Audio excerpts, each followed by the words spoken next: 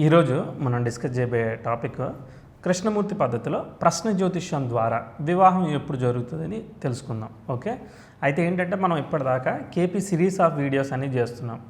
అంటే ఇప్పటిదాకా ఇదే ఫస్ట్ టైం కనుక ఈ వీడియోలో చూస్తే మాత్రం అవన్నీ చూశాక ఇవి చూడండి, అప్పుడు మీకు క్లియర్గా అర్థమవుతుంది. ఓకే, కృష్ణమూర్తి పద్ధతిలో 3 ఇంపార్టెంట్ పారామీటర్స్ అనమాట. ఒకటి సబ్లార్డ్, రెండోది సిగ్నిఫికేటర్, మూడోది రూలింగ్ ప్లానెట్. ఈ మూడింటి గురించి చిన్నగా డిస్క్రైబ్ చేసి మనం దీనిలోకి వెళదాం. దీన్ని ఎలా సాల్వ్ చేయాలనేది అప్రోచ్ ఒక 4 స్టెప్పుల్లో ఉంటుంది, అది కూడా చెప్తాను.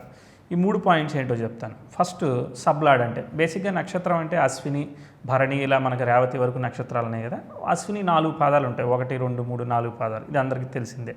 దాన్ని ఇక్కడ 9 పాదాలుగా డివైడ్ చేశారని అనుకుందాం. ఓకే, సో దీన్ని సబ్ పార్ట్లుగా డివైడ్ చేశారు కాబట్టి సబ్ డివిజన్ అయింది, దాన్నే సబ్లార్డ్ అంటారు.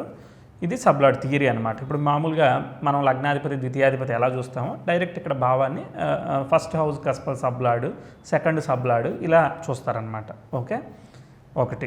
రెండోది సిగ్నిఫికేటర్. సిగ్నిఫికేటర్ అంటే ఏమీ లేదు, బేసిక్గా మనం ద్వితీయాధిపతిని ధనాని కోసం చూస్తాం. సో ద్వితీయాధిపతి ఒక్కటే ధనాన్ని ఇవ్వడు కదా, బేసిక్గా ఆ ద్వితీయంలో ఉన్న గ్రహాలు ఇస్తాయి, ఆ ద్వితీయాధిపతి నక్షత్రంలో ఉన్న గ్రహాలు ఇస్తాయి, ఆ ద్వితీయాధిపతి ఎవరి నక్షత్రంలో ఉన్నాడో వాళ్ళు కూడా ఇస్తూ ఉంటారు. ఇలా రకరకాలుగా ఇది నక్షత్ర జ్యోతిష్యం కాబట్టి ఒక 4 కేటగిరీలుగా కృష్ణమూర్తి గారు డివైడ్ చేసుకున్నారనమాట. అవి ఏంటిది అనేది చెప్తాను. అంటే ఒకే విషయాన్ని చాలా గ్రహాలు ఇస్తాయి, వాళ్ళని ఎలా మనం కనుక్కోవాలి, వాళ్ళని ప్రియారిటీలో అంటే బలాలు అనుకోండి మీరు, సో అలా ఎలా పెట్టుకోవాలి, అది రెండో పాయింట్. మూడో పాయింట్ ఏంటంటే రూలింగ్ ప్లానెట్స్. ఇది బర్త్ చార్ట్ ప్రిపేర్ చేసే సమయానికి కావచ్చు, ప్రశ్న సమయానికి కావచ్చు, మనకు ఆ రోజు ఏ రోజైతే మనం మాట్లాడుతున్నామో అది ప్రిపేర్ చేస్తున్నామో ఆ టైంకి మనం ఓ లగ్నము, ఓ నక్షత్రము ఉంటాయి అన్నమాట. లగ్నం ఏ లగ్నం పడింది 12 లగ్నాల్లో, తర్వాత ఏ నక్షత్రం పడింది, అది ఏ రాశిలో పడింది, ఏ నక్షత్రంలో పడింది, ఏ సబ్బులో పడింది, ఇలా తీసుకుంటారనమాట. వాటిని రూలింగ్ ప్లానెట్ అంటారు. అంటే ఏమీ లేదు, చిన్న ఎగ్జాంపుల్ ఆల్రెడీ చెప్పున్నాను. ఏమీ లేదు, ఓ మాస్టర్ ఓ పిల్లోడికి చిన్న పనిష్మెంట్ ఇచ్చాడు. ఓకే, ఆ పనిష్మెంట్ ఎవరు రిమూవ్ చేస్తారు, మళ్ళీ ఆ మాస్టరే రిమూవ్ చేస్తాడనమాట. ఓకే, అంటే ఇప్పుడు మనకి ఏ ఒక లైఫ్లో ఈవెంట్స్ జరుగుతుంటాయి కదా, సో అవి ఏదైనా డిలే అవుతాయి, లేదంటే జరగకుండా పోతూ ఉంటాయి. సో ఆ పనిష్మెంట్ ఇచ్చిన గ్రహమే మళ్ళీ రిజల్ట్ ఇస్తుంది అనేది నేను కూడా నా పర్సెప్షన్ అనమాట. సో అవే రూలింగ్ ప్లానెట్స్. ఆ రూలింగ్ ప్లానెట్స్ని మనం ఐడెంటిఫై చేస్తే అవి ఈ వచ్చిన గ్రహాలు ఆ చార్ట్లో ఉన్న ఏ సప్తమాధిపతి అయ్యాడనుకో, ఆ రూలింగ్ ప్లానెట్లో ఉన్నాడనుకో, వివాహం ఇస్తాడా లేదా చెప్తుంది. కన్ఫ్యూజన్ ఏమీ లేదు, నేను ఒక 4 స్టెప్స్ చూపిస్తాను. దీన్ని ప్రాక్టికల్గా ఇప్పుడు ఎక్స్ప్లెయిన్ చేస్తాను కాబట్టి ఇప్పుడు మీకు ఏమైనా డౌట్ ఉన్నా ఇప్పుడు చెప్పిన దానిలో క్లారిటీ వస్తుంది. ఇదంతా నేను ఆల్రెడీ చెప్పున్నాను, ఒకసారి ఆ వీడియోని క్లియర్గా చూడండి. చిన్నగా ఇప్పుడు మళ్ళీ రిపీట్ చేశాను అంతే. ఓకే, 4 స్టెప్పులు ప్రశ్న చార్ట్ని ఎలా మనం సాల్వ్ చేస్తాము అనేది చూద్దాం. అసలు ప్రశ్న అంటే ఏంటో కూడా ఒక విషయం తెలుసుకుని మనం ముందుకు వెళ్దాం. బేసిక్గా ప్రశ్న జ్యోతిష్యం అంటే ఏంటిదని అంటే ఒక పర్టికులర్ విషయం గురించే తెలుసుకోవాలి. అంటే నాకు ఏదైనా జాబ్ చేంజ్ ఉందా, లేదంటే నాకు ఉద్యోగం ఎప్పుడు వస్తుంది, ఈ సంవత్సరంలో నేను ఈ ఎగ్జామ్ పాస్ అవుతాను, ఇలాంటి ఏవైనా కావచ్చు చిన్న చిన్న సిచ్యువేషన్స్ గురించి. అది కంపల్సరీగా ఈ విషయం నాకు తెలియకపోతే లైఫ్ ముందుకు వెళ్ళదు అన్న బర్నింగ్ ప్రాబ్లం ఉన్నప్పుడు ప్రశ్న జ్యోతిష్యం మీద ఆధారపడతారు. ఓకే, ఒక్కోసారి ఏంటంటే కృష్ణమూర్తి పద్ధతిలో ఈ సబ్లాట్స్ దాకా డివైడ్ చేశారు కాబట్టి బర్త్ టైమ్స్ సరిగా రెక్టిఫై చేయలేకపోయినప్పుడు, లేదంటే బర్త్ టైం లేనప్పుడు కానీ ఇలాంటి సందర్భాల్లో కూడా ప్రశ్న జ్యోతిష్యం వాడుతూ ఉంటారు. ఒరిజినల్గా ప్రశ్న ఎలా అడగాలనేది కూడా చెప్తాను. ఒరిజినల్గా ఓల్డ్ తమిళ సాంప్రదాయం ప్రకారం ఒక ఉదయం తలస్నానం చేసి వాళ్ళ బర్నింగ్ ప్రాబ్లం, వాళ్ళ కోరిక ఏదైతే ఉందో మనస్ఫూర్తిగా టెంపుల్ దర్శనం చేసుకున్న తర్వాత వచ్చి ఒక జ్యోతిష్యుడి దగ్గర పలానా సమస్య ఉంది, ఎప్పుడు తీరుతుంది అని అడిగితే వాళ్ళు 1 నుంచి 249 లోపు ఒక ర్యాండమ్ నెంబర్ సెలెక్ట్ చేసుకోమంటారు. ఓకే, దానిలో ఒక నెంబరు సెలెక్ట్ చేసుకుంటే దాన్ని లగ్నం కింద ఫిక్స్ చేస్తారు. నేను చెప్పాను ఇక్కడ 9 పాదాలుగా డివైడ్ చేశారని. ఉదాహరణకి ఏ 1వ పాదము లేకపోతే 1వ నెంబరో 2వ నెంబరో ఇచ్చారు. 1వ నెంబర్ ఎక్కడ పడుతుంది, మేషంలో పడుతుంది అనమాట. సో లగ్న కస్పు సబ్లాడు కేతు అయ్యేదానికి అవకాశం ఉంది. అది కేతు నక్షత్రం కాబట్టి ఫస్ట్ సబ్ కేతు అవుతుంది. అలా అక్కడి నుంచి లగ్నాన్ని బేస్ చేసుకుని మొత్తం క్యాలిక్యులేట్ చేసి అక్కడి నుంచి గ్రహస్థితి ఎలా ఉందో చెప్తారనమాట. ఇక బర్త్ డీటెయిల్స్ ఏం అవసరం లేదు, ప్రశ్న సమయం కాబట్టి యాక్యురేట్గా ఉంటుంది. సబ్ డివిజన్ కూడా చాలా యాక్యురేట్గా జరుగుతుంది, మిస్టేక్స్ పోకుండా ఉండే విధంగా క్యాలిక్యులేషన్ ఆఫ్ ద చార్ట్ అనమాట ఉంటుందన్నమాట. రైట్, ఇప్పుడు మనకి ప్రశ్న చార్ట్ ప్రిపేర్ అయింది. ఇప్పుడు మన జాతకుడు రియల్ టైంలో ఒక నెంబర్ ఇచ్చాడు. ఏ నెంబర్ ఇచ్చాడో చూద్దాం. 112 నెంబరు ఈ జాతకుడు ఇవ్వడం జరిగింది. వివాహం ఎప్పుడు అవుతుందని చెప్పేసి ఇవ్వడం జరిగింది. సో ఆ వివాహం ఎప్పుడవుతుంది ఏంది అని చూడడానికి మనం ఒక 4 స్టెప్స్ ప్రిపేర్ చేశాను అనమాట. బేసిక్గా ఈ ప్రశ్న జ్యోతిషం రీడ్ చేయడానికి చాలామంది చాలా రకరకాల మెథడాలజీస్ వాడుతూ ఉంటారు. అవి కొంచెం ముందుకి వెనక్కి సిమిలారిటీ ఉంటుంది, కానీ అప్రోచ్లో, ఆ ప్రాసెస్లో, క్యాలిక్యులేషన్ ప్రొసీజర్లో కొంత డిఫరెన్స్ వస్తుంది. ఇప్పుడు 2+2 అంటే 4 అవుతుంది. 4కి మనం 2+2 కూడుతున్నాం. కొంతమంది 2+1+1 కూడతారు. అది కూడా 4 రిజల్ట్ వస్తుంది. కానీ అప్రోచ్ అనేది ఈజీగా ఉన్నదాన్ని నేను చూజ్ చేసుకున్నాను అనమాట. ఇప్పుడు ఆ 4 స్టెప్లు ఏంటనేది రాసి చెప్తాను. ఓకే,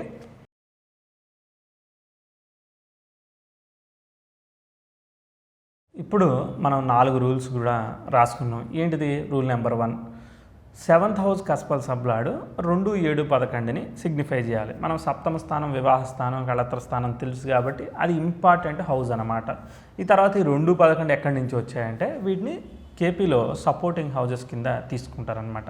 2వ స్థానం కుటుంబ స్థానం, తర్వాత 11వ స్థానం కోరిక నెరవేరడం, అంటే మ్యారేజు, మ్యారిటల్ లైఫ్ సంబంధించింది మనకి 11వ స్థానంగా తీసుకుంటారు.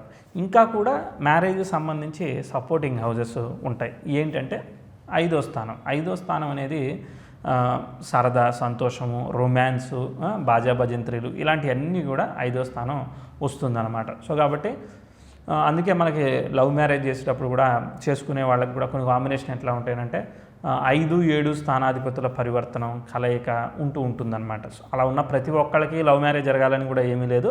వాళ్ళు బాగా ఇష్టపడి నచ్చి పెళ్లి చేసుకోవడం ఇలాంటివి కూడా జరుగుతూ ఉంటాయి. ఇక అది వేరే సిచ్యువేషన్, లవ్ మ్యారేజ్ గురించి వచ్చినప్పుడు మాట్లాడతాను. సో 5వ స్థానము, 7వ స్థానము, 2వ స్థానము, 11వ స్థానం, ఇవే కాకుండా ఇంకా 3, 9 స్థానాలు కూడా సపోర్టింగ్ హౌజెస్ అవుతాయి. 3 ఏం చేస్తుందనంటే కమ్యూనికేషన్ హౌస్ అనమాట. అంటే ఒక అబ్బాయికి కానీ ఒక అమ్మాయికి కానీ సంబంధాలు చూసేటప్పుడు ఈ 3rd హౌస్, బంధువర్గం కావచ్చు, వీళ్ళందరూ వస్తారనమాట. సో అది 3rd హౌస్ కనుక సక్సెస్ఫుల్గా అది సిగ్నిఫై చేస్తే ప్రశ్నలో ఇక్కడ మీరు సంబంధం కుదుర్చుకునే దానికి అవకాశం ఉంది అని చెప్పచ్చు. దాని ఆపోజిట్ వాళ్ళకి 3rd హౌస్ ఏమవుతుంది? ఇప్పుడు ఉదాహరణకి మీరు మ్యాచ్ లగ్నం తీసుకున్నారనుకో, మిథునం మీకు 3rd హౌస్ అవుతుంది. అదే అమ్మాయిది ఏమవుతుంది? తులా లగ్నం అయ్యి అక్కడి నుంచి 3rd హౌస్ ఏంటిది? ధనస్సు అవుతుంది. కాబట్టి అది మీ మ్యాచ్ లగ్నానికి 9వ స్థానం అవుతుంది. ఇలా అందుకే 3, 9 హౌజెస్ని కమ్యూనికేషన్ హౌజెస్గా తీసుకుంటారు. ఆ కమ్యూనికేషన్ హౌజెస్ ఎప్పుడైతే సక్సెస్ అవుతాయో అప్పుడు పెళ్లి కుదురుతుంది అని చెప్తారు. తర్వాత 2, 7, 11 భావాలు ఆపరేట్ అయిన రోజు మీకు పెళ్లి జరుగుతుంది అని చెప్తూ ప్రిడిక్ట్ చేస్తారనమాట. ప్రస్తుతానికి నేను ఈ చార్ట్ వరకు వివాహాన్ని ప్రిడిక్ట్ చేస్తున్నాను. రూల్ నెంబర్ 1లో అది డిస్కస్ చేద్దాం. 2వ పాయింట్ సిగ్నిఫికేటర్. నేను చెప్పాను కదా, 2, 7, 11 స్థానాలకి ఎవరెవరు సిగ్నిఫికేటర్గా ఉన్నారు అంటే ఏదో గ్రహాలు కారకత్వాన్ని వహిస్తూ ఉంటాయి కదా. సో ఆ ఏ గ్రహాలు అనేది మనం ఏబిసిటి కేటగిరీలో రాసుకోవచ్చు అనమాట. అవి కూడా చెప్తాను. 3వ పాయింట్ పొజిషనల్ స్టాటస్లో ఉన్న గ్రహాలు. ఓకే, వీళ్ళు ఏంటంటే రికమెండేషన్, ఎమ్మెల్యే రికమెండేషన్ అనమాట వీళ్ళకి. ఓకే, ఎలా అంటే వాళ్ళ ఈ పొజిషనల్ స్టాటస్ అనేది ఒక 4 రకాలుగా ఏర్పడుతూ ఉంటుంది. ఓకే, ఫస్ట్ ఏంటంటే వాళ్ళు స్వనక్షత్రంలో ఉంటారనమాట. ఓకే, అది పొజిషనల్ స్టాటస్. అంటే వాళ్ళు వాళ్ళ స్వంత నక్షత్రాల్లో ఉండడం కూడా ఒక positional, first priority positional status అనమాట. 2వ రకంగా ఎలా ఏర్పడుతుందంటే వాళ్ళ నక్షత్రాల్లో ఏ గ్రహం ఉండదు. ఓకే, ఉదాహరణకి చంద్రుడు ఉన్నాడు అనుకోండి. చంద్రుడు తన సొంత నక్షత్రాలైన రోహిణి, హస్త, శ్రవణ నక్షత్రాల్లో ఉంటే పొజిషనల్ స్టాటస్. రెండోది ఏంటిది? చంద్రుడు ఏ మృగశిరలా ఉన్నాడు ఉదాహరణకు అనుకుందాం, ఇంకా ఏ నక్షత్రాల్లో కూడా లేడిగా చంద్రుడు, అప్పుడు కూడా పొజిషనల్ స్టాటస్. ఎందుకంటే ఆయన స్టార్ని ఎవరు ఆక్యుపై చేయలేగా. సో కాబట్టి ఆయన సొంత ఇల్లు ఎవరికి రెంట్కి ఇవ్వలేదు. ఆయన మాత్రం అద్దెంటికి వెళ్ళాడు. ఆయన ఇల్లు ఆయన ఖాళీ ఉంది కాబట్టి ఎప్పుడంటే అప్పుడు షిఫ్ట్ అయిపోతాడు. సో కాబట్టి అది కూడా పొజిషనల్ స్టాటస్. 3వ రకంగా ఎలా ఏర్పడుతుందంటే, ఇప్పుడు చంద్రుడు మృగశిరలో అనుకున్నాం కదా, కుజుడేమో రోహిణిలో ఉంటాడు, చంద్రుడేమో మృగశిరలో. అంటే పరివర్తనం అనమాట, నక్షత్రాల పరివర్తనం ఏర్పడుతుంది. అలా పరివర్తనం వచ్చినప్పుడు కూడా 2 గ్రహాలకి పొజిషనల్ స్టాటస్ వస్తుంది. ఇది ఒక రకమైన పొజిషనల్ స్టేటస్. ఇంకో రకంగా కూడా పొజిషనల్ స్టేటస్లు ఏర్పడుతూ ఉంటాయి. అంటే వాళ్ళ రాసుల్లో లేకపోవడము, లేదంటే ఒక్కోసారి సొంత సబ్బుల్లో ఉంటాయి. ఓకే, ఇప్పుడు చంద్రుడు సబ్బులో ఉంటే అది కూడా ఒక రకంగా పొజిషనల్ స్టేటస్గా కన్సిడర్ చేస్తూ ఉంటారు. సో వీటన్నిటిని మనం జాగ్రత్తగా అబ్జర్వ్ చేసుకుంటే ఈ గ్రహాలకు బలం ఎక్కువ అని మనకి అర్థమవుతుంది. సో అలా అర్థమైనప్పుడు ఏమవుతుంది, వాళ్ళు ఎక్కడన్నా మనకి రూలింగ్ ప్లానెట్గా వచ్చినప్పుడు వాళ్ళు కూడా సిగ్నిఫికేటర్ అయినప్పుడు, సిగ్నిఫికేటర్ అంటే ఇప్పుడు వివాహానికి 7th హౌస్కి ఏ చంద్రుడో సిగ్నిఫికేటర్ అయ్యాడు, రూలింగ్ ప్లానెట్లో వచ్చాడు, పొజిషనల్ స్టేటస్లో ఉన్నాడు అని అంటే ఆ చంద్ర దశాభుక్తి అంతరకాల్లో ఖచ్చితంగా వివాహాన్ని చేస్తాడనమాట. ఓకే, సో అది ప్రశ్న కోసం వచ్చాడు. ప్రశ్న గురించి ఇంకొక చిన్న ఇంపార్టెంట్ రూల్, ఉదాహరణకి ప్రశ్న అడిగేది కూడా ఎలా ఉండాలంటే ప్రస్తుతానికి మన సిచ్యువేషన్ ఆ సిచ్యువేషన్లో ఉండాలి. ఓకే, ఉదాహరణకి 25-30 ఏళ్ళ వ్యక్తి వివాహం కోసం ట్రై చేస్తున్నాడు, ట్రై చేసేటప్పుడు ప్రశ్న ఇవ్వాలి. ట్రై చేయకుండా నాకు వివాహం ఎప్పుడు అవుతుందో చెప్పండి, లేదంటే నేను అబ్రాడ్కి ఎప్పుడు వెళ్తానో చెప్పండి, లేదంటే నేను ఎప్పుడు ఇంకా ఏదో అవుతానే ఎప్పుడో చెప్పండి అని చెప్పి ఊరికి అడిగితే ఈ ప్రశ్నలు పనిచేయవు. అడిగేవాడికి చెప్పేవాడికి ఇద్దరికీ పూర్తి స్థాయిలో ఇంటెన్సివ్గా ఉండాలి, అప్పుడే ఆ ప్రశ్నలు పనిచేస్తాయి. అది చెక్ చేయడం ఏంటిది చాలా సింపుల్గా చెక్ చేయొచ్చు. లగ్న కస్పు, మూన్ కస్పు కనుక ఈ సంబంధిత భావాలు అంటే వివాహం గురించి అడిగాడు కాబట్టి 2, 7, 11 ఏదన్నా సిగ్నిఫై చేస్తే ఖచ్చితంగా జాతకుడు వివాహం కోసం ఇంట్రెస్ట్గా ఉన్నాడు అని చెప్పి తెలుపుతుంది. అలాంటి ప్రశ్నలే పనిచేస్తాయి ఒకటి. రెండోది లగ్నం తర్వాత 9వ స్థానం బాగా కనెక్ట్ అయితే అంటే లగ్న కస్పు 9వ కస్పుకి ఏదో ఒక కనెక్షన్ ఉంటే వాడికి పూర్వపుణ్యం ఉంది, మనం చెప్పబోయే జరుగుతుంది అనేది మనకి అర్థమవుతుంది. ఇలాంటి చిన్న చిన్నవి కూడా చెక్ చేసుకోవచ్చు. ఓకే, ఫైనల్గా మనకి వీళ్ళు వివాహం ఇస్తారు, వీళ్ళు బలంగా ఉన్నారని చెప్పి ఫైనల్ చేసుకున్న తర్వాత ఇంకా పునర్పు దోషం చూసుకోవాలి. అంటే ఏమన్నా 1 or 2 ఛాన్సెస్ మిస్ అవుతాయి, అంటే శని చంద్రుల కలయిక అనమాట పునర్పు దోషం. సో వాటిని మనం వెరిఫై చేసుకుని ఫైనల్గా దశని సెలెక్ట్ చేసుకున్న తర్వాత గోచార రవి, గోచార గురువు ఎక్కడున్నారు ఏంటిది వాటిని ఎలా సెలెక్ట్ చేసుకోవాలో చూసుకుని ఫైనల్గా మనం కొంత పీరియడ్ వరకు వెళ్ళాలి. ఓకే, చార్ట్ రీడింగ్ స్టార్ట్ చేయముందు నేను ఫాలో అయ్యే రూల్ చెప్తాను. ఓకే, ఏంటంటే బర్త్ చార్ట్ లేకుండా నేను ప్రశ్న చార్ట్ని రీడ్ చేయను. ఎందుకు అనంటే నాకు కాన్ఫిడెన్స్ కోసం నేను compulsory through birth chart final చేసుకున్నాక అప్పుడు ప్రశ్నని ఫైనల్ చేసుకుని అప్పుడు నాకు తెలిసిన ప్రశ్నో ఏదో మిగిలినవన్నీ చూసుకుని అప్పుడు కానీ నేను ప్రిడిక్షన్లోకి రానన్నమాట. ఇది నా ప్రొసీజర్. ప్రస్తుతానికి మనం కేపీ గురించే మాట్లాడుతున్నాం కాబట్టి ఈ ఎగ్జాంపుల్ చెప్తున్నాను. ఇంకో చిన్న పాయింట్, ఇప్పుడు ఇంత అనాలిసిస్ మనం మాట్లాడుతున్నాం కదా, ఈ అనాలిసిస్ నేను బ్యాక్గ్రౌండ్లో చేసుకుంటాను కానీ ఎవరికి ఇంతవరకు నేను ఎప్పుడు రాసిచ్చింది లేదు, ఇక ఎప్పుడు కూడా రాసి ఇయ్యను, అది ఇంపాసిబుల్. ఎందుకంటే ఒక దీని మీదే అనలైజ్ చేస్తూ ఉంటే మిగిలినంతా కూడా మనం ఏమీ చేయలేం. సో చెప్పడానికి ఇది ఇంత టైం పడుతుంది కానీ చేయడానికి ఇంతలా ఉండదు, సింపుల్గా చిన్న పేపర్ మీద లెక్కలాగా ఉంటుందన్నమాట. సో కాబట్టి మనం అనాలిసిస్ ఎవరికి రాయడం ఇంపాసిబుల్. కానీ మీరు ప్రాక్టీస్ చేసుకోండి, ప్రాక్టీస్ చేసే వరకు మీరు రాసుకోండి. ఓకే, సరే, ఇక మనం దానికి డీటెయిల్డ్గా ఎలా అనలైజ్ చేయాలో స్టెప్ బై స్టెప్ చూద్దాం. ఓకే, ఈ చార్ట్లో రైట్ సైడ్లో హౌస్ కస్పుల్ని రాశానమాట. అంటే ఒక్కొక్క భావం ఏ స్టార్లో పడిందో నాకు అర్థమైపోద్ది డిగ్రీలతో. ఇక నాకు సబ్బే తెలియదు కాబట్టి సబ్బులన్నీ రైట్ సైడ్లో పెట్టుకున్నాను. అలానే గ్రహాలు కూడా ఏ నక్షత్రాల్లో ఉన్నాయో నాకు తెలుసు. తర్వాత నాకు అర్థం కావాలని చెప్పేసి లెఫ్ట్లో ఏ గ్రహం ఏ సబ్బులో ఉందో రాశాను అనమాట. ఇది ప్లానెట్ సబ్బు లెఫ్ట్లో ఉంది, రైట్లో ఉన్నది హౌస్ కస్ప్ అనమాట. ఈ హౌస్ అంటే భావం అనమాట. ఏ భావం ఏ డిగ్రీలో ఏ స్టార్లో ఏ సబ్లో ఉందో మనకి అర్థమవుతుంది. మన ఆర్వీఏ సాఫ్ట్వేర్లో ఫుల్ టేబుల్ ఉంటుంది. ఇది మీకు ఊరికే అర్థం కావాలని నాకు ఈజీ అండర్స్టాండింగ్కి ఇలా నేను కస్టమైజ్ చేసుకున్నాను అంతే. ఓకే, ఇప్పుడు చంద్రుడిని అనలైజ్ చేశాను. ఓకే, చంద్రుడు అనలైజ్ చేస్తే కన్యా లగ్నం ఫామ్ అయితే 11వ స్థానంలో ఉన్నాడు. 2, 7, 11 స్థానాల్లో ఒకటి ఆపరేట్ అయిందిగా, వెరీ గుడ్. తర్వాత చంద్రుడు ఏ నక్షత్రంలో ఉన్నాడు, 29 డిగ్రీలకి అక్కడ ఆశ్లేష నక్షత్రంలో ఉన్నాడు. అంటే 1 and 10th లార్డ్ అయిన బుధ నక్షత్రంలో ఉన్నాడు. ఆ బుధుడు 8లో ఉంది, అంటే 8, 11 అనేది ఆపరేట్ అయింది. తర్వాత చంద్రుడు ఎవరి సబ్బులో ఉన్నాడో చూద్దాం. చంద్రుడు శని యొక్క సబ్లో ఉన్నాడు అనమాట. చంద్రుడు ఎక్కడ శని యొక్క సబ్లో ఉంటే శని 3లో ఉన్నాడు. ఆయన పంచమ షష్టాధిపతి, అంటే 3, 5, 6 ఇలా ఆపరేట్ అవుతున్నాయి. అంటే ఓవరాల్గా ఏమర్థమైంది, 11 అనేది ఆపరేట్ అయిందిగా. మనకు వివాహ భావాల్లో కావాల్సింది 2, 7, 11లో 11 అనేది ఉందిగా. 3 అనేది సపోర్టింగ్ హౌసేగా, ఇబ్బంది ఏమీ లేదుగా. సో కాబట్టి బాగానే ఉంది. కాకపోతే మూని యొక్క కస్పు రెట్రోగ్రేడ్, అదేమీ ప్రాబ్లం లేదులే. తర్వాత ఇంకొక పాయింట్, లగ్న కస్పును కూడా వెరిఫై చేసుకోవాలి. లగ్నకస్పు కూడా చంద్రుడే అయ్యాడు. ఓకే, లగ్నకస్పు కూడా చంద్రుడు అయ్యాడు కాబట్టి మళ్ళీ ఇంకా అనలైజ్ చేసేది ఏం లేదు, సేమ్ అదే అనమాట.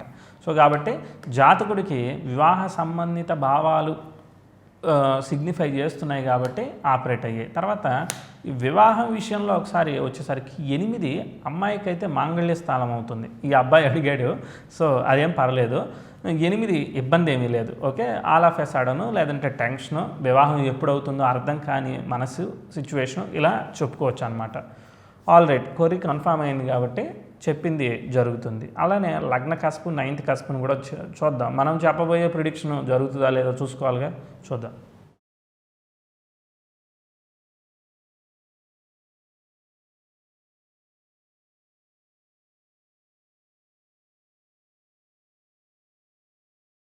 చూడండి, లగ్న కస్పు చంద్రుడు అయితే 9వ కస్పు శుక్రుడు అయ్యాడు. ఇక్కడ చూడండి, మేనంలో శుక్రుడు 19 డిగ్రీల కంటే అక్కడ రేవతిలో ఉంటాడు, ఈయన ఆశ్లేషలో ఉన్నాడు. ఇద్దరు బుధ నక్షత్రాల్లోనే ఉన్నారు కదా. సో డెఫినెట్లీ చంద్ర శుక్రులకి మంచి కనెక్షన్ ఉంది కాబట్టి ఖచ్చితంగా ఈయనకి ప్రిడిక్షన్ జరుగుతుంది, మనం చెప్పబోయేది జరుగుతుంది. ఓకే, కన్ఫర్మ్ అయిపోయింది. ఇప్పుడు మన రూల్స్కి వెళ్దాం. రూల్స్ ఫస్ట్ రూల్ ఏంటిది? 7th హౌస్ కాస్పల్ సబ్లాడు 2, 7, 11 స్థానాల్లో ఏదో ఒకటి సిగ్నిఫై చేయాలి. ఇంకొక చిన్న క్లాజ్ ఉంది, ఏంటంటే 7th హౌస్ కాస్పల్ సబ్లాడ్ ఎవరైతే ఉంటారో వాళ్ళ స్టార్ లార్డ్ కనుక వక్రించాడంటే ఇక ఈ చాట్ పనిచేయదు, ఇక దీనిలో ప్రిడిక్షన్ చెప్పలేము. ఆ జాతకుడికి పెళ్ళి అవడం కష్టమే, అది తేలిపోతుంది అనమాట. అలా కాకుండా 7th హౌస్ కాస్పల్ సబ్లాడు 2, 7, 11ని సిగ్నిఫై చేస్తూ దాని స్టార్ లార్డ్ బాగుంటూ, అంటే వక్రత్వం లేకుండా ఉండాలి. అలానే దాని యొక్క ఇప్పుడు 7th హౌస్ కస్పల్ సబ్లాడ్ కూడా వక్రత్వంలో ఉండకూడదు. అలానే సబ్లాడ్ యొక్క సబ్లాడ్, ఇప్పుడు 7th హౌస్ కస్పల్ సబ్లాడ్ ఎవరు, ఆయన సబ్లాడ్ ఎవరో కూడా చూద్దాం.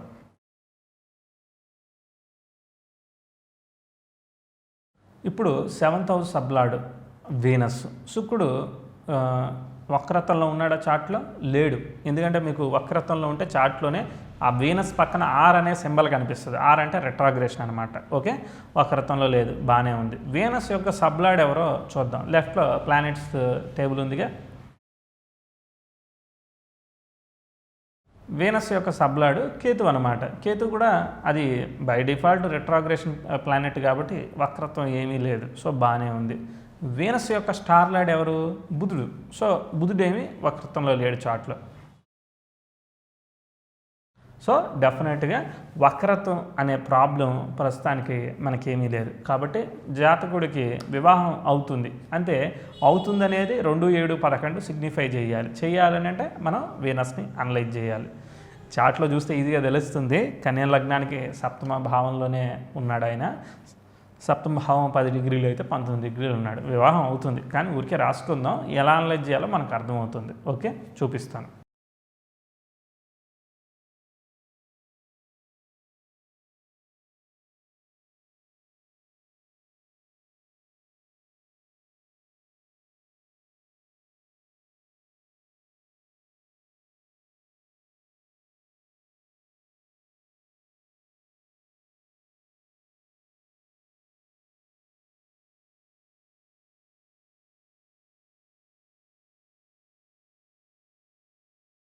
వీనస్ని అనలైజ్ చేశాను.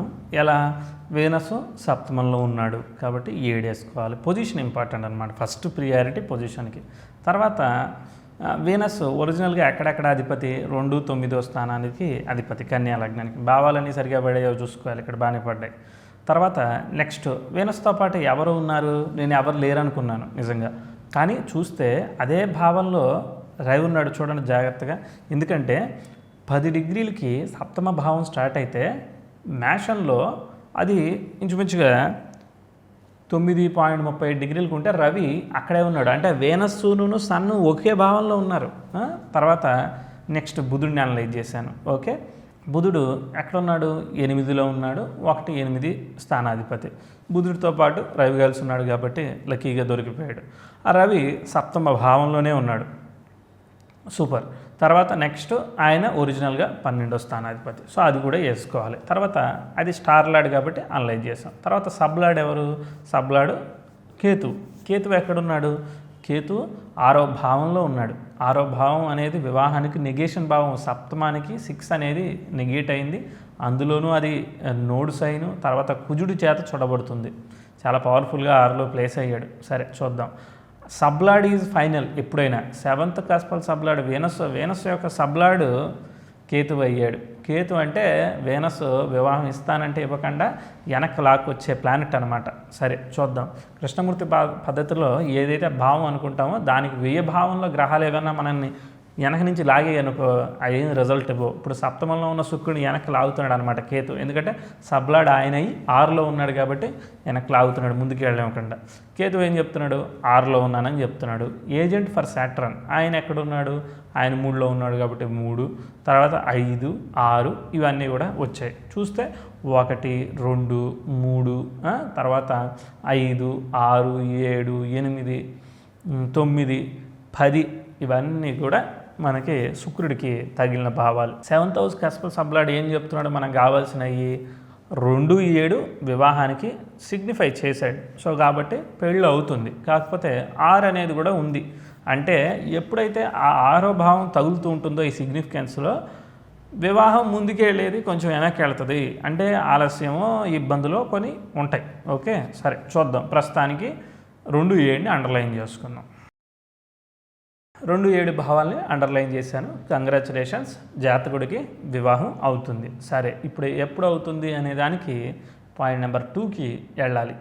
7th కస్పల్ సబ్లాడ్ వివాహం అవుతుందా లేదా చెప్పడం అంతే ఆయన రోలు, ఆయన క్యారెక్టర్ అయిపోయింది, పంపించేద్దాం. సెకండ్ రూల్లోకి వెళ్ళిపోదాం. సెకండ్ రూల్ ఏంటిది? 2, 7 భావాలు ఎవరెవరు ఉన్నారు, వీళ్ళు కాకుండా ఎవరెవరు ఉన్నారు. ఆయన అవుతుందని చెప్పాడు కాబట్టి ఇప్పుడు 2వ రూల్లోకి వెళ్తున్నాం. 2వ రూలు చూద్దాం. 1, 6, 10 కూడా ఆపరేట్ అవుతుంది చూడండి.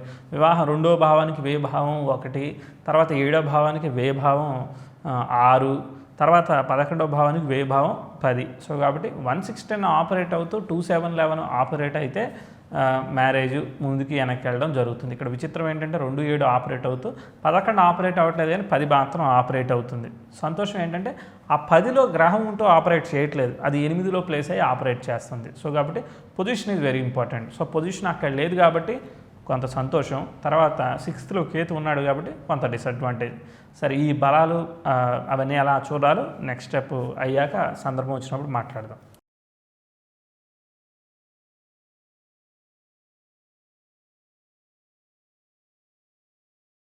ఫస్ట్ రూలింగ్ ప్లానెట్స్ చూద్దాం. సిగ్నిఫికేటర్స్ కన్నా ముందు చిన్న విషయం కాబట్టి నేను కింద రూలింగ్ ప్లానెట్స్ అని వేసాను. రూలింగ్ ప్లానెట్స్ అంటే ఏం లేదు, నేను ఈ ప్రశ్న తయారు చేసినప్పుడు వాళ్ళు ఇచ్చిన నెంబర్కి కన్యా లగ్నం పడింది కరెక్టే, కానీ అది వాళ్ళు ఇచ్చిన నెంబర్ బట్టి అది కన్యా లగ్నం అయింది అని ఒరిజినల్గా ఆ టైంకి ఆ లగ్నం ఉండదు, వేరే లగ్నం ఉంటుంది. ఇక్కడ ఏముంది? బుధ రాశిలో రవి నక్షత్రం. బుధ రాశిలో రవి నక్షత్రం అంటే కన్యా లగ్నం అనమాట. కన్యా లగ్నంలో ఆ ఉత్తరలో పడింది సాటర్న్ సబ్లాడ్ అనమాట. సో కాబట్టి అంటే ప్రశ్న అది ఒకటే అయినట్టుంది మొత్తానికి. ఏం ప్రాబ్లం లేదు, అది అవ్వచ్చు వేరే అవ్వచ్చు. సరే ఇప్పుడు మనకి ఫైనల్గా రూలింగ్ ప్లానెట్స్ ఎవరు వచ్చారు? చంద్రుడు ఉన్న నక్షత్రాధిపతి, సబ్లాడ్, తర్వాత రాశ్యాధిపతి అవన్నీ కూడా తీసుకున్నాం. సో అవన్నీ తీసుకుంటే మనకు ఫైనల్గా వీళ్ళలో మిగిలిన ఎవరంటే రవి, చంద్ర, బుధ, శనులు మిగిలారు. ఆ రోజు కూడా వారాధిపతి కూడా శని అయ్యాడు కాబట్టి చాలాసార్లు వచ్చాడు, 3 సార్లు వచ్చాడు శని, చాలా బలంగా వచ్చాడు అనమాట. సరే ఎన్నిసార్లు ఎక్కువ వస్తే అంత బలంగా వచ్చినట్టు అర్థం చేసుకోవచ్చు.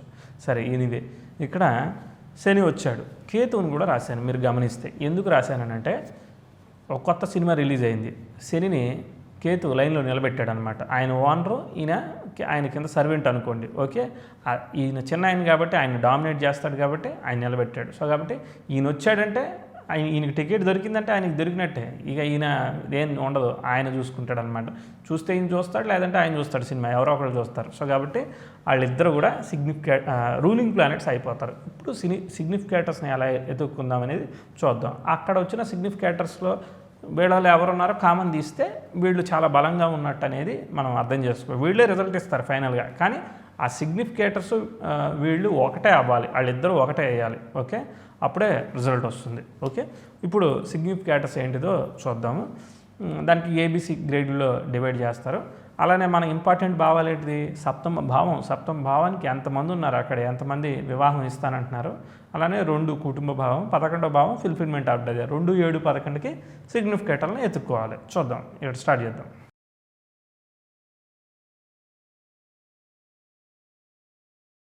సిగ్నిఫికేటర్స్ బేసిక్గా టేబుల్ ఉంటుంది, దానిలో నుంచి డైరెక్ట్గా తీసుకోవచ్చు. కానీ దాన్ని తీసుకోవడం వల్ల ఉపయోగం ఏమీ లేదు, ఎందుకంటే మనకు రాదు. మనం ఏం చూస్తున్నాం అనేది మనకు తెలియకపోతే పెద్ద మెకానికల్గా అయిపోతుంది అనమాట. సో ఫస్ట్ మనం రాసి అర్థం చేసుకుంటే రేపొద్దున చార్ట్ ఇలా చూడగానే ఆ టేబుల్ లేకుండా ఏంటిది అనేది చెప్పగలుగుతాం. ఒక్కోసారి సిగ్నిఫికేటర్స్ని వీళ్ళు ఏం చేస్తూ ఉంటారనంటే సాఫ్ట్వేర్ వాళ్ళు ఆ 3.220 degrees ఉన్నప్పుడు దాన్ని నియర్ భావానికి కలిపేస్తూ ఉంటారు, ఒక రకరకాలుగా చేస్తూ ఉంటారు. సో అలాంటప్పుడు మనమే కన్ఫ్యూజ్ అవుతూ ఉంటాం. సో కాబట్టి ఒరిజినల్ ఏంటిదో అర్థమవుతే మనకు బాగుంటుంది అది. ఓకే, సిగ్నిఫికేటర్స్ని 4 రకాలు కదా. ఫస్ట్ డి గ్రేడ్ నుంచి వెనక నుంచి ముందుకు వద్దాం. డి గ్రేడ్ అంటే 25% బలం, సి గ్రేడ్ అంటే 50% బలం, బి అంటే 75, ఏ అంటే 100% బలమైన గ్రహాలు. సో వాటిని సెగ్రిగేట్ చేయాలి. సో కన్యాలగ్నం కదా, చెప్పండి, ఈజీగా చెప్తారు. 2, 7, 11 స్థానాలకి అధిపతులు ఎవరు? 2కి శుక్రుడు అవుతాడు, 7కి గురువు అవుతాడు, 11కి ఏంటిది? చంద్రుడు అవుతాడు. రాసేసుకుందాం.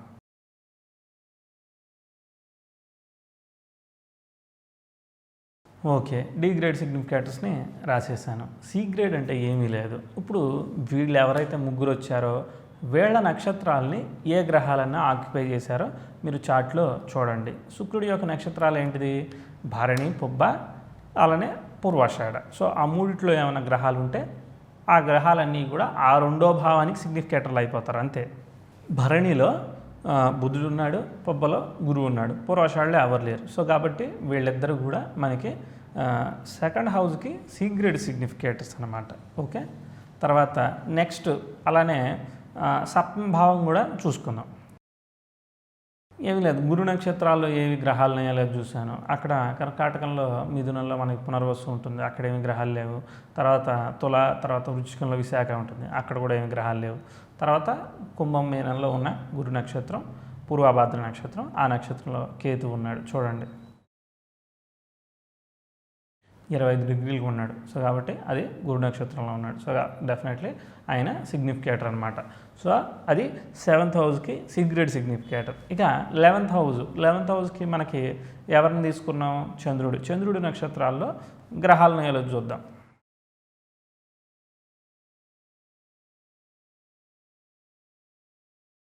నేను శాటర్న్ అని మిస్టేక్ రాశాను, ఏం కాదు, నేను మాడిఫై చేశాను. మూన్ అనమాట అది. ఓకే, సో ఆ చంద్రుడి నక్షత్రం 11వ స్థానాధిపతి కదా. సో ఆ చంద్రుడి నక్షత్రంలో గ్రహాలు ఏమున్నాయో చూద్దాం.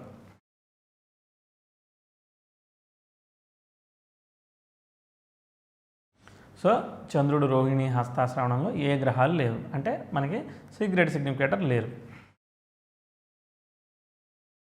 ఇప్పుడు ఏవైతే పొజిషన్స్ అంటే ఇప్పుడు 2, 7, 11 స్థానాలు ఏ గ్రహాలు ఉన్నాయో అవన్నీ కూడా మనకి బి గ్రేడ్ సిగ్నిఫికేటర్లు అయిపోతారనమాట. 2లో ఏం గ్రహాలు ఉన్నాయో చూద్దాం, ఏవేవో చూద్దాం.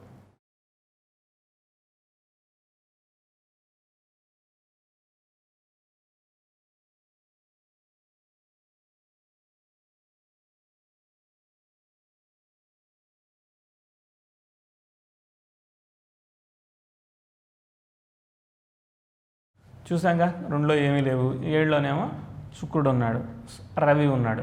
రవి వేసుకున్నారు ఏంటంటే సప్తమ భావంలో ఉన్నాడు, భావాన్ని సరిగా అబ్జర్వ్ చేయాలి. ఓకే, తర్వాత నెక్స్ట్ చంద్రుడు. 2 అంటే 2వ భావం మొత్తం, 3 అంటే 3వ భావం మొత్తం అలా చూసుకోవాలి. 11వ భావంలోనే మనకి చంద్రుడు ఉన్నాడు కాబట్టి వచ్చేసాడు. ఇప్పుడు ఈ బిలో ఉన్న గ్రహాలు ఏ స్టార్లో ఉన్నాయో చూడండి, వాళ్ళు ఏ గ్రేడ్ సిగ్నిఫికేటర్స్ అయిపోతారు. సో వాళ్ళ నక్షత్రాల్లో ఏమైనా గ్రహాలు ఉన్నాయో చూడాలి. అంటే ఇప్పుడు ఆ రవి ఉన్నాడు కదా, ఆ రవి నక్షత్రాధిపతి సిగ్నిఫికేటర్ అయిపోతాడు, ఆ శుక్రుడి నక్షత్రాధిపతి సిగ్నిఫికేటర్ అయిపోతాడు అలా. ఓకే, ఇప్పుడు నేను సిగ్నిఫికేటర్స్ అందరినీ రాశాను అనమాట. ఒక చిన్న పాయింట్ మిస్ అయ్యాను, అక్కడ గురువు కూడా రాహుతో కలిసి ఉన్నాడు, అది కూడా మీరు రాసుకోవాలి. ఎందుకంటే ఆ రాహు అనేవాడు నోడ్ సైన్ కలిసి ఉన్నాడు, చాలా పవర్ఫుల్ అనమాట. ఆ జూపిటర్ వచ్చినతో పాటు రాహు కూడా ఉన్నాడు.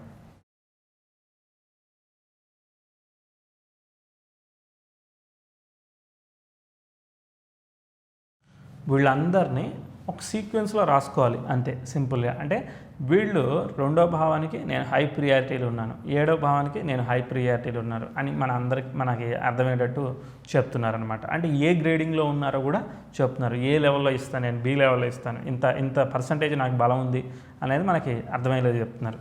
ఓకే, ఇప్పుడు ఇవన్నీ లైన్గా రాసుకుంటే వాళ్ళ నుంచి వీళ్ళని ఎలిమినేట్ చేయాలి, రూలింగ్ ప్లానెట్స్ నుంచి కామన్ తీయాలన్నమాట. ఓకే, రాస్తాను నేను. చూడండి, కేతు వచ్చాడు, తర్వాత శుక్రుడు వచ్చాడు, రవి వచ్చాడు, చంద్రుడు వచ్చాడు, కుజుడు రాలేదు. ఓకే, తర్వాత రాహు వచ్చాడు, తర్వాత గురువు వచ్చాడు, శని రాలేదు మళ్ళీ, తర్వాత బుధుడు వచ్చాడు. వీళ్ళందరూ కూడా ఈ జాతకుడికి వివాహం నేను ఇస్తాను అని చెప్తున్నాయి. వీళ్ళు ఎంతమంది అవసరం లేదనమాట. వీళ్ళని మనం ఈ వీటితో ఎలిమినేట్ చేసేయచ్చు. సో ఎవరెవరో పవర్ఫుల్గా ఉన్నారో ఖచ్చితంగా మీరు సెలెక్ట్ చేయాల్సింది రూలింగ్ ప్లానెట్స్ వచ్చిన దశాభుక్తులే. ఓకే, ఆ రూలింగ్ ప్లానెట్స్లో వచ్చిన వాళ్ళు ఇక్కడ ఉన్నారా లేరా చూసుకోండి. ఓకే, మనకి ఎవరెవరు వచ్చారో చూద్దాం. ఓకే, మనకు రూలింగ్ ప్లానెట్స్ నలుగురేగా. సో రవి, చంద్ర, బుధ, శని, తర్వాత కేతు అంటే ఏజెంట్ ఫర్ ద సాటర్న్ కాబట్టి. ఓకే, వాళ్ళ నుంచి మిగిలిన వాళ్ళని పక్క పెడితే అయిపోతుంది. శని మనకు సిగ్నిఫికేటర్గా లేడు కాబట్టి దాని గురించి ఆలోచించిన అవసరం లేదు. రవి వచ్చాడా, రవి ఉన్నాడు. తర్వాత చంద్రుడు ఉన్నాడా, చంద్రుడు ఉన్నాడు. సో ఇలా మీరు చూసుకోండి.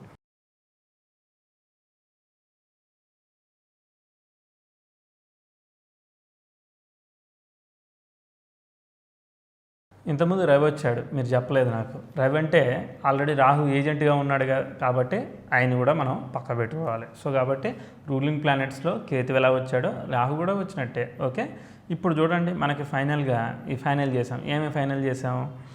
కేతువు, రవి, చంద్ర, బుధ, రాహులు వీళ్ళే మనకి ఫైనల్ అయిన సిగ్నిఫికేటర్స్ కామన్ దియగా మిగిలిన రూలింగ్ ప్లానెట్స్తో కామన్ దియగా. సో సెకండ్ పాయింట్ కంప్లీట్ అయింది. సో మనం ఇంత పెద్ద కొండను తవ్వి ఈ 4 విషయాలు కనిపెట్టాం. అంటే వీళ్ళు ఈ జాతకుడికి వివాహం ఇస్తాడు. ఇదే మేజర్ పాయింట్ అనమాట. వీళ్ళని సరిగా రాసుకోకపోయినా, మిస్టేక్ రాసుకున్నా మొత్తం తప్పుపోతుంది.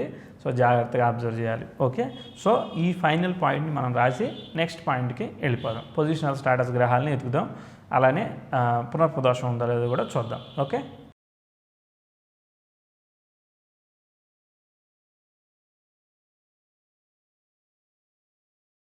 ఓకే, రెండో పాయింట్ కంప్లీట్ అయింది. జస్ట్ ఒకసారి బ్రెయిన్ పెట్టి ఆలోచించండి. ఎందుకంటే సిగ్నిఫికేటర్స్ ఉన్నాయి, బాగానే ఉన్నాయి. వీళ్ళు వివాహం ఇస్తున్నాడని చెప్పి మనం మొత్తానికి ఏదో చేసి ఫైనల్ చేసాం. కానీ కేతు ఎక్కడ పొజిట్ అయి ఉన్నాడు? వచ్చాడు కానీ ఆయన 6లో పొజిట్ అయి ఉన్నాడు. అంటే అదంతా పవర్ఫుల్ కాదు. ఆయన స్టార్ లాడ్ చూడండి, ఆయన 12లో పొజిట్ అయి ఉన్నాడు, 7th లాడ్ అయినా కూడా. సరే, తర్వాత రవి 7వ భావంలో చాలా బాగున్నాడు. Okay, super. తర్వాత బుధుడు 7మంలో ఉన్న నక్షత్రంలో ఉన్నాడు, 8మంలో ఉన్నాడు. ఓకే. తర్వాత చంద్రుడు 11లో చాలా బాగున్నాడు, వెరీ గుడ్. తర్వాత రాహు అంటే రవికి ఏజెంట్గా ఉన్నాడు, అదొకటే మనకి ప్లస్ పాయింట్. కానీ ఆయన పొజిట్ అయింది మాత్రం 12. సో 12 బేసిక్గా డిసప్పాయింట్మెంట్, డిలే ఇదంతా ఇస్తూ ఉంటుంది. సరే, తర్వాత బుధుడు లగ్నాధిపతి, 1 and 10కి అధిపతి, 7వ భావంలో ఉన్న నక్షత్రంలో ఉన్నాడు కాబట్టి కొంతవరకు ఓకే. సో కాబట్టి మనం హై ప్రియారిటీని అర్థం చేసుకోవాల్సింది ఎవరికి? రవిచంద్ర బుధులు నా దృష్టిలో కొంత బాగున్నారు. ఇలా మీరు ఆలోచించవచ్చు అనమాట. ఓకే, తర్వాత థర్డ్ పాయింట్ ఏంటి? Positional status. నేను చెప్పానుగా 4 రకాలుగా పొజిషనల్ స్టేటస్ వస్తుంది. వాళ్ళ సొంత సబ్బుల్లో ఉంటే వస్తూ ఉంటుంది. తర్వాత నెక్స్ట్ ఏంటిది? వాళ్ళ స్టార్లో ఎవరు లేకపోయినా, పరివర్తన ఉన్న వాళ్ళ స్వనక్షత్రాల్లో ఉన్న వస్తుంది. సో కాబట్టి మనం అన్ని ప్లానెట్స్కి ఏవేవి ఉన్నాయి అనేది మనం మార్క్ చేసుకోవచ్చు. మీరు సింపుల్గా అర్థం చేసుకోవచ్చు. అశ్విని నక్షత్రంలో ఏమైనా గ్రహాలు ఉంటే కేతు పొజిషనల్ స్టేటస్ లేదు. కేతు ఏజెంట్గా సాటర్న్ అనుకున్నాడు కాబట్టి శని నక్షత్రాల్లో ఎవరు లేకపోతే కేతుకు పొజిషనల్ స్టేటస్ వచ్చేస్తుంది. ఎందుకంటే ఆయన సుపీరియర్ ఆఫీసర్, మనం ఆయన ఏం అనేది లేదనమాట. ఓకే, చూద్దాం. పొజిషనల్ స్టేటస్ వచ్చిన గ్రహాలని జస్ట్ నేను ఒక చిన్న ప్లస్ సింబల్, ఒక చిన్న టిక్ చేస్తాను, చూడండి. ఓకే, పొజిషనల్ స్టేటస్ గ్రహాలు వచ్చేసాయి. పొజిషనల్ స్టేటస్ అంటే ఎమ్మెల్యే రికమెండేషన్ ఎవరెవరికి వచ్చేసాయి? రవిచంద్రులు ఇద్దరికి పొజిషనల్ స్టేటస్ ఉంది. అంటే రవి నక్షత్రాల్లో ఎవరు లేరట, అలానే చంద్ర నక్షత్రాల్లో కూడా ఎవరు లేరట. మీరు అబ్జర్వ్ చేసుకోండి.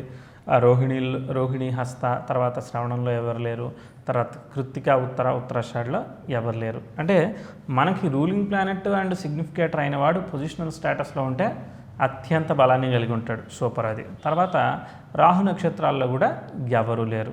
తర్వాత వక్రత్వం గురించి ఒక చిన్న డౌట్ రావచ్చు. సో ఆ వక్రించిన గ్రహాలు మనకి ఏ విధంగానూ సిగ్నిఫికేటర్గాను లేవు కాబట్టి ప్రాబ్లం లేదు. వక్రించిన గ్రహాలు ఆ వక్రత్వం అయిపోయేంత వరకు ఆ దశాభుక్తులు జరిగితే రిజల్ట్ ఇవ్వవు. ఓకే, అదే మనం గుర్తుపెట్టుకోవాల్సింది, అంతే, అంతకుమించి ఏమీ లేదు.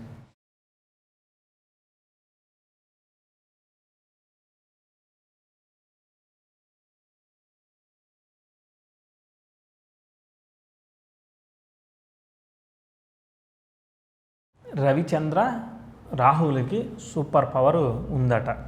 బుధుడికి ఎందుకు పొజిషనల్ స్టేటస్ లేదు? చంద్రుడు ఆల్రెడీ ఆక్యుపై చేశాడు కాబట్టి లేదనమాట. ఇంకెవరు? కేతు ఎందుకు లేదంటే కేతు నక్షత్రంలోనే రవి ఉన్నాడు కదా, అందుకని పొజిషనల్ స్టేటస్ లేదు. ఇంకోటి చూడండి, రవి గురించి చూస్తే సప్తమ భావంలో ఉన్న సేమ్ కేతు నక్షత్రంలో ఉన్నాడు, కేతు ఏమో 6లో పొజిట్ అయ్యి ఉన్నాడు. అది కొంత ఇబ్బందే, బట్ స్టిల్ సమ్వాట్ బెటర్ అనమాట, అంతే. సరే, ఏమైనా మనం కేపీ రూల్స్ ప్రకారం పోతున్నాం కాబట్టి అదే రూల్స్ ప్రకారం పోదాం. తర్వాత థర్డ్ పాయింట్ ఏంటిది? మనం ఎత్తుక్కోవాల్సింది సిగ్నిఫికేటర్స్ని ఎత్తుక్కున్నాం, రూలింగ్ ప్లానెట్స్ అవన్నీ కూడా ఎత్తుక్కున్నాం. ఇది అయిపోయింది. Positional status third point. Positional status పునర్పు దోషం. ఓకే, పొజిషనల్ స్టేటస్ అయిపోయింది కాబట్టి పునర్పు దోషం ఎత్తుకుదాం. పునర్పు దోషం అంటే ఏమీ లేదు, 1 or 2 ఛాన్సెస్ మిస్ అవుతాయి. జాతకుడు బాగా టెన్షన్ పడతాడో అవుతుందా పెళ్ళి అవుతుందా కాదా అని బాగా వ్యావర్ అవుతాడు, అంతే. ఓకే, అంటే ఏదో అటెంప్ట్లో ఎక్కడో లోపం ఉంటూ ఉంటుంది, సరైన బటన్ని సరైన టైంకి ప్రెస్ చేయడం, అంతే.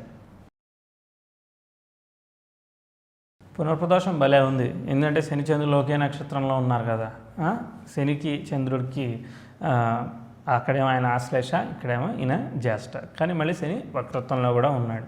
సరే, శని చంద్రుల కనెక్షన్ వచ్చింది కాబట్టి 1 or 2 అటెంప్ట్స్ మిస్ అయ్యేదానికి అవకాశం ఉంటుంది.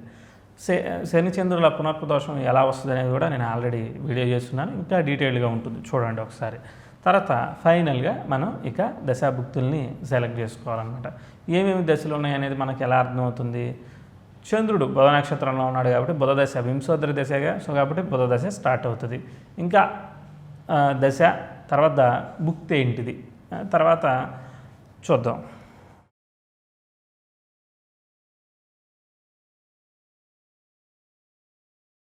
చంద్రుడు శని సబ్బులో ఉన్నాడు, సో కాబట్టి అదే జరుగుతూ ఉంటుంది. సో చూద్దాం, డైరెక్ట్ దశ ఓపెన్ చేద్దాం. దశాభుక్తులు ఏం జరుగుతున్నాయో డైరెక్ట్ రాసుకుంటే ఆ దశాభుక్తులు ఎందుకు ఇస్తున్నాయి ఎందుకు ఇవ్వట్లేదో మనం అనలైజ్ చేసుకుని ఫైనల్గా ట్రాన్సిట్ దాకా రీచ్ అవుదాం. దానికన్నా ముందు ఓ చిన్న పాయింట్ చెప్తాను మళ్ళీ. ఏమీ లేదు, 11th హౌస్ కస్పల్ సబ్లాడ్ని పట్టుకుంటే ఈ పెళ్ళి తొందరగా జరగదా అర్థమవుతుంది. మరి కొన్ని చిక్కులు ఉన్నాయి ఈ పెళ్ళిలో, ఎందుకంటే 6లో ఆపరేట్ అవుతున్నాయి కాబట్టి ముందుకు వెళ్ళట్లేదు. తర్వాత మనకి పొజిషనల్ స్టేటస్ వచ్చి రూలింగ్ ప్లానెట్స్గా ఉన్న గ్రహాలు ఏదైనా భావానికి బలమైన సిగ్నిఫికేటర్స్ సబ్లాడ్స్గా ఉన్నాయో లేదో చూసుకోవచ్చు. వాళ్ళు కూడా చాలా బలమైన రిజల్ట్ ఇస్తారనమాట. ఉదాహరణకి రవిచంద్రులు కానీ, లేదంటే కేతువు, రాహువు, లేదంటే బుధుడు. కేతు రాహు వచ్చారు కాబట్టి వాళ్ళకి ఏజెంట్లుగా ఉన్న వాళ్ళు సిగ్నిఫికేటర్గా ఉన్నా కూడా వచ్చేస్తుంది. అంటే కేతు అంటే శని, తర్వాత రాహు అంటే రవి. సో ఏ భావాలకు సిగ్నిఫికేటర్గా ఉన్నాడో ఊరికే చూద్దాం.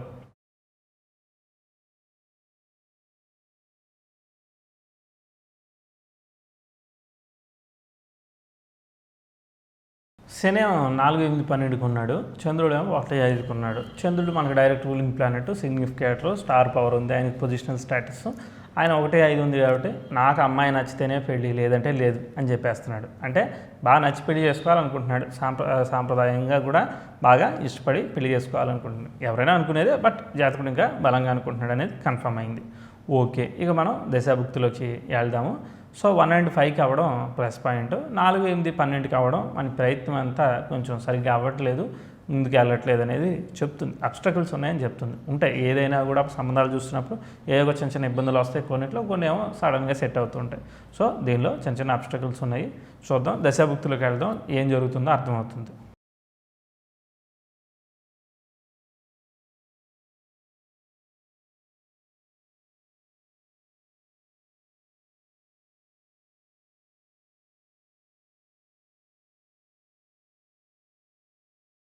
ఆల్రెడీ ఒక కేస్ స్టడీ ఎక్స్పీరియన్స్ ఉంది కాబట్టి మీరు నేను ఇచ్చిన చార్ట్ ప్రకారం మీరు డే టు టైము ఇవన్నీ వేసేసుకుని మన కేపీ సాఫ్ట్వేర్లో జనరేట్ చేసుకోండి. ఇప్పుడే ఇక ఆపేసేయండి వీడియో, ఇక్కడ ఆపేసి మ్యారేజ్ ఎప్పుడు జరుగుంటుంది అనేది మీకుగా మీరు ఊరికి ఎస్టిమేట్ చేయడానికి ట్రై చేయండి. ఓకే, తర్వాత మీరు ఏదో ఒకటి సెలెక్ట్ చేసుకుని ఆ తర్వాత వీడియో ఇప్పుడు ప్లే చేసి తర్వాత చూడండి. ఇప్పుడు నేను దశాభుక్తి సెలక్షన్లోకి వెళ్తున్నాను. ఓకే, మనకి జాతకుడు 16 ఏప్రిల్లో ఇస్తే 16 అక్టోబర్ వరకు, అంటే దాదాపు 6 నెలల కాలం ఆ బుధుడిలో శని జరుగుతుంది. శని డైరెక్ట్ ఎలిమినేట్ చేసేయచ్చు, ఎందుకంటే ఆయన రెట్రాగ్రెషన్లో ఉన్నాడు. ఆయన రెట్రాగ్రెషన్ వేయడానికి టైం పడుతుంది.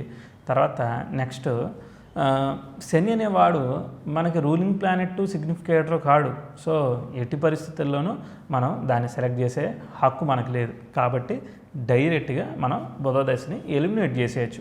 బుధుడు ఇస్తాడు వివాహాన్ని, కానీ బుధుడిలో శని భుక్తినాథుడు అనేవాడు ఇవ్వడు. సో కాబట్టి డైరెక్ట్ నేను ఫస్ట్ బుధ దశని ఎలిమినేట్ చేసేసాను. దానిలో ఏమీ డౌట్ ఏమీ లేదు నాకు. ఓకే, 100%.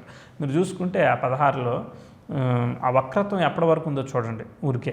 ఓకే, మీకు అది ఆగస్టు సెప్టెంబర్ ఉంటుంది. ఓకే, సరే, దాదాపు 6 నెలలు ఇంచుమించుగా వక్రత్వంలో ఉంటూ ఉంటాడు. రైట్. ఇప్పుడు నెక్స్ట్ బుధుడు అయిపోయిన తర్వాత కేతు మనకి సిగ్నిఫికేటర్, సంతోషం. ఓకే, సో కేతు 6లో పొజిట్ అయ్యి ఉండడం డిసడ్వాంటేజ్. మళ్ళీ 7th లార్డ్ స్టార్లో ఉన్నాడు, మళ్ళీ ఆయన రిట్రాగ్రేషన్. అది ఆ కేతు దశ వచ్చేంతవరకు వీడిపోతుంది. ఇక నోడ్ సైన్స్ వచ్చినాయంటే వక్రత్వాలు ఏమీ సంబంధం లేదు. Okay, irrespective of the time సడన్గా సైరన్ మోగినట్టే అనమాట. ఓకే, సో డైరెక్ట్గా కేతు దశలోకి వెళ్తాను. నేను మీకు ఇంతకుముందు వీడియోలో కూడా ఒక చిన్న రూల్ చెప్పున్నాను. కేతు అనేవాడు బలమైన సిగ్నిఫికేటర్ అయ్యి మంచి పొజిషన్లో ఉంటూ పొజిషనల్ స్టేటస్లో ఉంటే కేతువులో మనం ఇలా సెలెక్ట్ చేయాలి. అలా లేడుగా మన కేతు 6లో పొజిట్ అయినాడు కాబట్టి కేతు డైరెక్ట్గా ఇవ్వలేడు.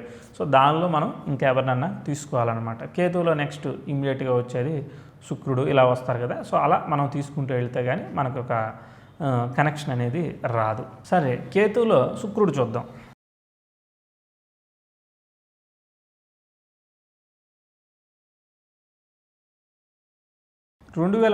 మార్చి నుంచి 18 మే వరకు ఉన్నాడనమాట. ఓకే, శుక్రుడిని తీసుకుందామా? చూడండి, మనకి సిగ్నిఫికేటర్గా కానీ రూలింగ్ ప్లానెట్ కానీ మిగిలాడా? 7th సబ్లాడే, కాకపోతే మిగలలేదు. సో కాబట్టి మనం తీసుకునేదానికి లేదు. సో కాబట్టి కేతువులో శుక్రుడు కూడా వదిలేసాం. 2016 ఏప్రిల్లో ఇచ్చాడు జాతకుడు. 2018 వరకు దశలన్నీ వదిలేసుకుంటూ వస్తున్నాం. 2 ఏళ్ళు అయిపోతుంది పెళ్లి కావాలని. ఓకే, సరే, చూద్దాం. తర్వాత నెక్స్ట్ రవి.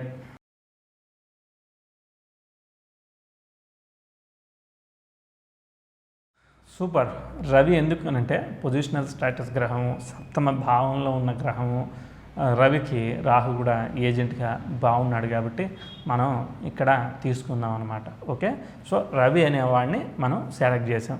నేను ప్రిడిక్షను ఇంచుమించుగా బర్త్ చార్ట్ని తర్వాత ప్రశ్న చార్ట్ని కూడా ప్రిడిక్ట్ చేసి ఇంచుమించుగా 2018 ప్రోగ్రెస్ మూన్ అవన్నీ కూడా ప్రోగ్రెషన్ తీసుకుని ఒకటి అనుకున్నాను అనమాట. సో అనుకుని మళ్ళీ వెరిఫై చేసుకున్నాను.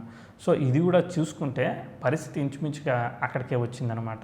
శుక్రుడు అనేవాడు రూలింగ్ ప్లానెట్గా వచ్చుంటే పరిస్థితి డిఫరెంట్గా ఉండేది. శుక్రుడినే మనం తీసుకునేవాళ్ళం డైరెక్ట్గా. కానీ ఇక్కడ రవితో కలిసి ఉన్న గ్రహం కాబట్టి రవిలో శుక్రుడిని సెలెక్ట్ చేసుకోవచ్చు, కానీ శుక్రుడిలో రవిని సెలెక్ట్ చేయడానికి కుదరదు. ఎందుకంటే శుక్రుడు అనేవాడు బలమైన ప్లానెట్గా రావాలి. ఎందుకంటే ఇక్కడ రవి పొజిషనల్ స్టేటస్గా ఉన్నాడు కాబట్టి రవి పెద్ద అయినా శుక్రుడు చిన్న అయినా, అది గ్రహాల వైజ్గా కాదు, ప్రియారిటీ వైజ్గా అనమాట. ఓకే, ప్రియారిటీ వైజ్గా రవి పొజిషనల్ స్టేటస్ ఉన్నాడు కాబట్టి ఆయనకి ఫస్ట్ మార్క్ ఇచ్చి ఆయనలో కావాలంటే రవిని సెలెక్ట్ చేసుకో, పెద్ద ఇబ్బంది ఏమీ లేదు. శుక్రుడిని సెలెక్ట్ చేసుకో, పెద్ద ఇబ్బంది ఏమీ లేదు. అలా మనం సెలెక్ట్ చేసుకోవాలి. సో ఇంచుమించుగా ఈ వివాహము కేతు దశ తర్వాత రవి భుక్తి తర్వాత నెక్స్ట్ శుక్ర అంతర ఇంచుమించుగా రవి సూక్ష్మ అలా జరిగిందనమాట. సో ఆ డేట్స్ ఏమైనప్పటికీ కూడా మీరు మైన్యూట్గా వెళ్ళాల్సిన అవసరం లేదు. అట్లీస్ట్ దశాభుక్తి అంతర వరకు వెళ్ళినా చాలన్నమాట. కావాలంటే మీరు బర్త్ చార్ట్ నుంచి కూడా సపోర్ట్ తీసుకుంటూ ఉండండి. అది రైటు, అదేమీ తప్పు కాదు. నేను ప్రశ్నలోనే కరెక్ట్ చేయాలి అనేది కాదు కదా, రిజల్ట్ కరెక్ట్గా చెప్పాలనేది ఇంపార్టెంట్. ఓకే, సో నా formula end of the day good result, not the ఒకటే దాని మీద ఉండాలని ఏమీ లేదు. నా ఉద్దేశం అంతే, నా పర్సెప్షన్. ఎనీవే, ఇప్పుడు మనకి రిజల్ట్ అర్థమైపోయింది. ఏం సెలెక్ట్ చేసాము, శుక్రుడిని ఎందుకు సెలెక్ట్ చేయలేదో అర్థమైంది. బట్ అదంతా చూస్తూ వస్తే 2 years డిలే అయిపోయింది. అసలు ఎందుకు డిలే అయిందో ఆ 11th కస్ప్ని పట్టుకుందాం. ఇప్పుడు మనకు తెలుసుగా 11th కస్ప్ డ్యూయల్ సైన్లో ఉంది. చరరాశిలో ఉంటే తొందరగా అవుద్ది, స్థిర రాశిలో ఉంటే లేటుగా అవుద్ది. డ్యూయల్ సైన్లో ఉంటే అబ్స్ట్రకల్స్తో అవుతుంది, అంటే ఇబ్బంది పెట్టి అవుతుందన్నమాట. సో కాబట్టి ఈ జాతకుడికి చూస్తున్నాడు ఏమీ కూడా అవ్వట్లేదు. అలా జరిగిందనమాట చాలా టైం. బట్ 8th ఉన్న మెర్క్యూరీ అష్టమంలో ఉన్నాడు కదా, వివాహం చాలా all of a sudden settle అయింది, తొందరగా అయిపోయింది అనమాట. 10 రోజుల్లో పెళ్ళి అన్నట్టుగా వివాహం అయిపోయింది. 10 రోజులు ఆల్ ఆఫ్ ఎ సడన్ ఇట్లా కుదిరింది, అలా పెళ్ళి అయిపోయింది అనమాట. చాలా సింపుల్గా పెళ్ళి అయిపోయింది. ఓకే, ఇక్కడ మనకి చూస్తే 11th కస్ప్ డ్యూయల్ సైన్లో ఉండడం, అంటే దిశోభావ రాశిలో ఉండడమే కాకుండా డిలే ప్లానెట్ అయిన శనితో సంబంధం అనేది ఉంది. అది ఒకటి డిసడ్వాంటేజ్ అనమాట. ఓకే, సో దానివల్ల డ్రాగ్ అవుతూ వచ్చింది. దాని తర్వాత మనకి దశాభుక్తులు, రూలింగ్ ప్లానెట్లు ఏవి కూడా కుదరలేదు. ఇదంతా ఒక వేగ్ రూల్ లాగా అనిపిస్తుంది కానీ బట్ ప్రాక్టికల్ సిచ్యువేషన్లో అది అలానే జరుగుతూ ఉంటుంది. నెంబర్ ఆఫ్ సిచ్యువేషన్స్లో పునర్పు దోషం కూడా ఉంది. 1 or 2 ఛాన్సెస్ దగ్గర దాకా వచ్చి మిస్ అవ్వాలి. ఆ శుక్రుడిలో కూడా చాలా సంబంధాలు చూశాడు, మంచివాళ్లే, బట్ కాకపోతే సెట్ అవ్వలేదు. ఫైనల్గా దగ్గర దాకా వచ్చాయి, ఫైనల్ అవ్వలేదు. ఎందుకంటే సప్తమ భావంలో ఉన్నాడుగా. సో కాబట్టి ప్రాసెస్ అవుతూ ఉంటుంది అంతే, మెటీరియలైజ్ అవుతే అవ్వదు. ఆ రవి పొజిషనల్ స్టేటస్ కాబట్టి ఇమ్మీడియట్ టకాని ఇచ్చేస్తాడనమాట. సో అలా ఆ రవి దశానాథుడు అయితే 6లో ఉన్నాడు కదా అని మీకు డౌట్ రావచ్చు. పొజిషనల్ స్టేటస్లో ఉన్న గ్రహం స్టెబిలిటీని తీసుకుంటుంది, అంటే బలాన్ని తీసుకుంటుంది అనమాట. కేతు పొజిషనల్ స్టేటస్లో లేకపోవడం ఇక్కడ చాలా అడ్వాంటేజ్ అయింది. అయితే నోడు సైన్ కదా, సో అది కొంత ప్లే చేసింది అనమాట. End of the day result అనేది ఇచ్చి తీరింది. ఇలా మనం దశాభుక్తుల్ని ఫైనలైజ్ చేసుకోవచ్చు. మ్యారేజ్ డేట్ ఎప్పుడో రాస్తాను, దాని గురించి కొన్ని పాయింట్స్, ఆ ట్రాన్సిట్ ఎలా అయ్యిందనేది చెప్తాను. ట్రాన్సిట్ కూడా నేనేమి సెలెక్ట్ చేయలేదు, అది మీరు కావాలంటే ప్రాక్టీస్ చేయండి. ఓకే, నాకు మైన్యూట్ అవసరం లేదు, ఆ నెలలు వస్తే ఇంచుమించుగా దగ్గరికి చాలు, నాకు హ్యాపీ అనమాట. ఓకే, సరే చూద్దాం అదేంటిది అనేది.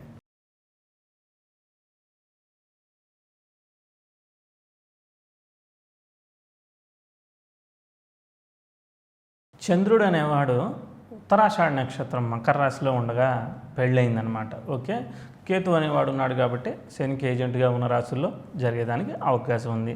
రవి పొజిషనల్ స్టేటస్ చూడండి, రవే పెళ్లి చేశాడు జాతకుడు, దానిలో ఎటువంటి డౌట్ లేదనమాట. ఎందుకంటే పొజిషనల్ స్టేటస్ సప్తమ భావంలో ఉన్నాడు, రాహు కూడా పొజిషనల్ స్టేటస్లో ఉన్నాడు, మంచిది.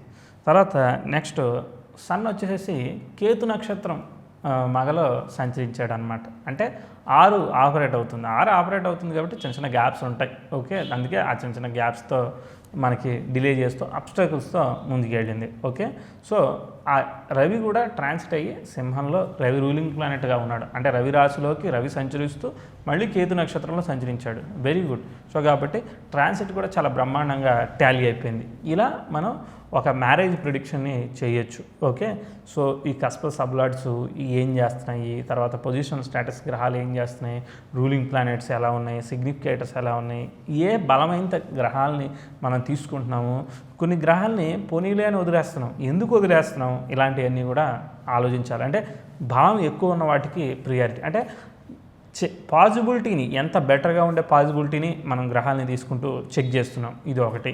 ఇంకోటి హిందూ మ్యారేజెస్లో బేసిక్గా ముహూర్తాలు ఇవన్నీ ఫాలో అవుతాం కదా మనం. సో కాబట్టి ఇంకా మీరు కావాలంటే ట్రై చేయడానికి కోసం ఒక హింట్ లాగా అనుకోండి, మీరు ప్రిడిక్ట్ చేశారనమాట. అప్పుడు ఏ గురు మౌఢ్యమో లేదంటే శుక్రమౌఢ్యమో జరుగుతుందనుకో, అప్పుడేం పెళ్ళిళ్ళు కావు అనమాట. సో అలాంటివి చూసుకోవాలి.